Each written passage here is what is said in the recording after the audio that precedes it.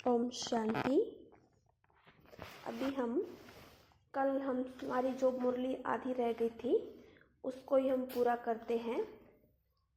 मुरली का टाइटल था सेवा में सफलता पाने की युक्तियाँ।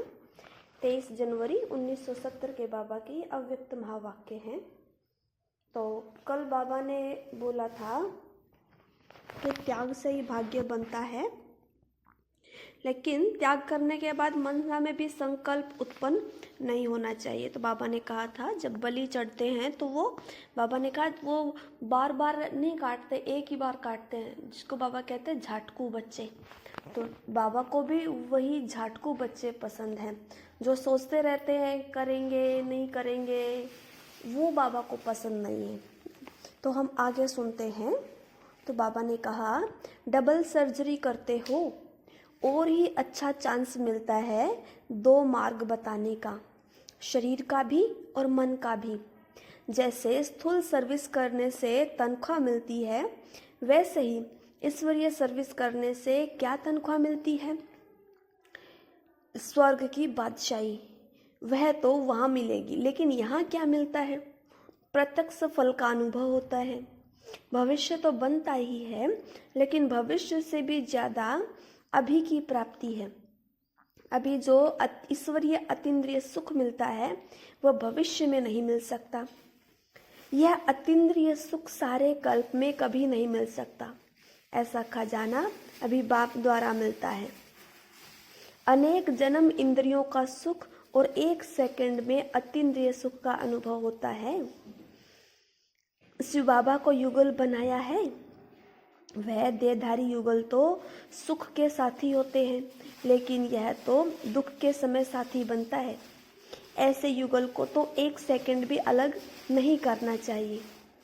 साथ रखना अर्थात शक्ति रूप बनना। यह ब्राह्मण परिवार देखा, इतना बड़ा परिवार कब मिलता है? सिर्फ इस संगम पर ही इतना बड़ा परिवार मिलता है। हम इतने बड़े परिवार के हैं, यह नशा रहता है।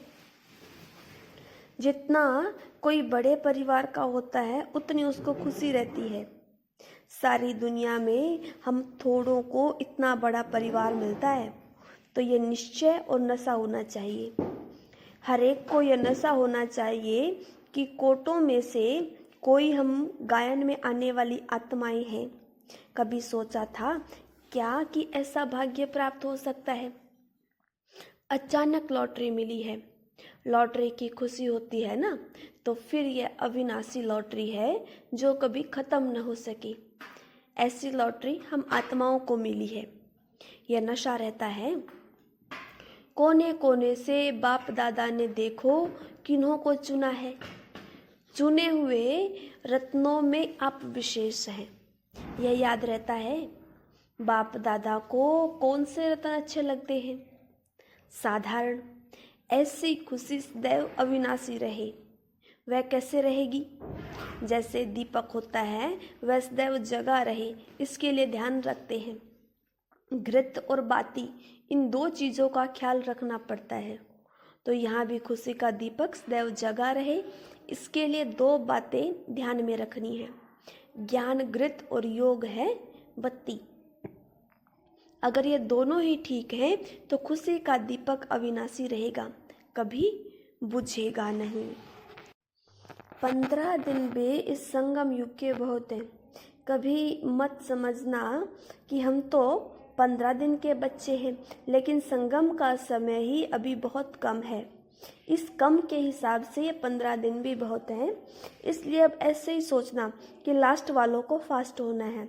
बिछड़े हुए जो होते हैं वे आने से ही तीव्र पुरुषार्थ में लग जाते हैं। हिम्मत बच्चे रखते हैं, मदद बाप देते हैं। एक कुमारी 100 ब्राह्मणों से उत्तम गाई जाती है। एक में 100 की शक्ति भरेंगे तो क्या नहीं कर सकते। सिर्फ अपने पाँव को पक्का मजबूत बनाओ। कितना भी कोई हिलाए तो हिलना नहीं है। अचल घर भी तुम्हारा यादगार है ना। अचल अर्थात जिसको कोई हिला न सके। 3 मास में 3 वर्षे लिए हैं। बाप दादा 3 वर्षा कौन सा देते हैं? सुख, शांति और शक्ति। जितना अधिकार लेंगे उतना वहाँ राज्य के अधिकारी बनेंगे। संपूर्ण अधिकार पाने का लक्ष्य रखना है, क्योंकि बाप भी संपूर्ण है ना। युगल रहते हुए अकेले रहते हो व युगल रूप में रहते हो। अकेला रूप कौन सा है? आत्मा अकेली है ना, तो आते भी अकेले हैं, जाते भी अकेले हैं। तो युगल रूप में पार्ट बजाते भी आत्मिक स्थिति में रहना अर्थात अकेले रहना, और फिर रूहानी युगल बनना है। तो बाप और बच्चे, यह तो हुआ देह का युगल। आत्मा और परमात्मा यह भी युगल है। आत्मा सजनी सीता कहते हैं ना, परमात्मा है साजन राम। तो रूहानी युगल मूर्त बनना है बस।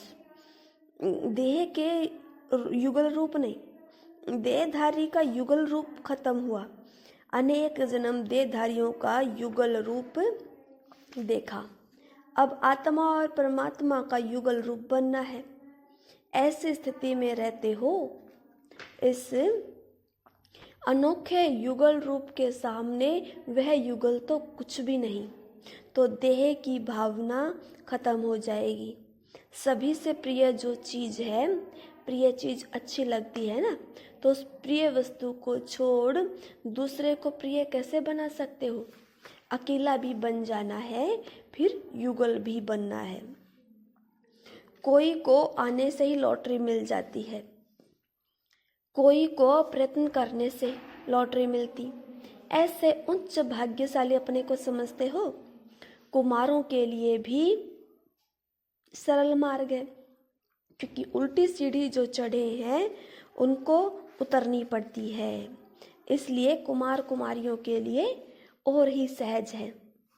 जो बंधन मुक्त होते हैं वे जल्दी दौड़ सकते हैं। तो सभी बातों में निर्बंधन रहना है। कैसे भी परिस्थिति में अपनी उच्च स्थिति रखनी है। जो उच्च जीवन का लक्ष्य है उनसे दूर नहीं होना है। अच्छा, ये मुरली पूरी हुई। अभी हम दूसरी मुरली शुरू करते हैं। 24 जनवरी 1970, और मुरली का टाइटल है ब्राह्मणों का मुख्य धंधा समर्पण करना और कराना। अपने जीवन की नैया किसके हवाले की है? शिव बाबा की। श्रीमत पर पूर्ण रीति से चल रहे हो। श्रीमत पर चलना अर्थात हर कर्म में अलौकिकता लाना। शिव बाबा के वर्षे का पूरा अधिकारी अपने को समझते हो। जो वर्षे के अधिकारी बनते हैं उन्हों का सर्व के ऊपर अधिकार होता है। वह कोई भी बात के अधीन नहीं होते। अगर अधीन होते हैं देह के संबंधियों व देह के कोई भी वस्तुओं से, तो ऐसे अधीन होने वाले अधिकारी नहीं बन सकते हैं। अधिकारी अधीन नहीं होते। सदैव अपने को अधिकारी समझने से कोई भी माया के रूप से अधीन बनने से बच जाएंगे। हमेशा ये चेक करना कि अलौकिक कर्म कितने किए हैं और लौकिक कर्म कितने किए हैं। अलौकिक कर्म औरों को अलौकिक बनने की प्रेरणा देंगे। सभी ने यह लक्ष्य रखा है कि हम सभी ऊंचे ते उच्च बाप के बच्चे ऊंचे ते उच्च राज्य पद प्राप्त करेंगे। वह जो मिलेगा वही ठीक है। जब ऊंचे ते उच्च बाप के बच्चे हैं तो लक्ष्य भी उच्च रखना है। जब अविनाशी आत्मिक स्थिति में रहेंगे तभी अविनाशी सुख की प्राप्ति होगी। आत्मा अविनाशी है ना। मधुबन में आकर मधुबन के वरदान को प्राप्त किया। वरदान बगैर मेहनत के सहज ही मिलता है। अव्यक्त स्थिति में अव्यक्त आनंद, अव्यक्त स्नेह, अव्यक्त शक्ति, इन सभी की प्राप्ति सहज रीति होती है। तो ऐसा वरदान सदैव कायम रहे, इसकी कोशिश की जाती है। सदैव वरदाता की याद में रहने से यह वरदान अविनाशी रहेगा। अगर वरदाता को भूले तो वरदान भी खत्म। इसलिए वरदाता को कभी अलग नहीं करना है। वरदाता साथ है तो वरदान भी साथ है। सारी सृष्टि में सभी से प्रिय वस्तु वही है, तो उनकी याद भी स्वतः ही रहनी चाहिए। जबकि है ही प्रिय में प्रिय एक, तो फिर उनकी याद भूलते क्यों? जरूर और कुछ भी याद आता होगा। कोई भी बात बिना कारण के नहीं होती। विस्मृति का भी कारण है। विस्मृति के कारण प्रिय वस्तु दूर हो जाती है। विस्मृति का कारण है अपनी कमजोरी। जो श्रीमत मिलती है उन पर पूरी रीति न चलने के कारण कमजोरी आती है और कमजोरी के कारण विस्मृति होती है। विस्मृति में प्रिय वस्तु भूल जाती है। इसलिए सदैव कर्म करने से पहले श्रीमत की स्मृति रख फिर हर कर्म करो, तो फिर वह कर्म श्रेष्ठ होगा। कर्म श्रेष्ठ से श्रेष्ठ है, जीवन स्वतः ही श्रेष्ठ बनती है। इसलिए हर कार्य के पहले अपनी चेकिंग करनी है। कर्म करने के बाद चेकिंग करने से जो उल्टा कर्म हो गया उसका तो विकर्म बन गया। इसलिए पहले चेकिंग करो फिर कर्म करो। अच्छा, ओम शांति। इसको बाकी मुरली को हम कल लेंगे। आज के लिए इतना ही। ओम शांति।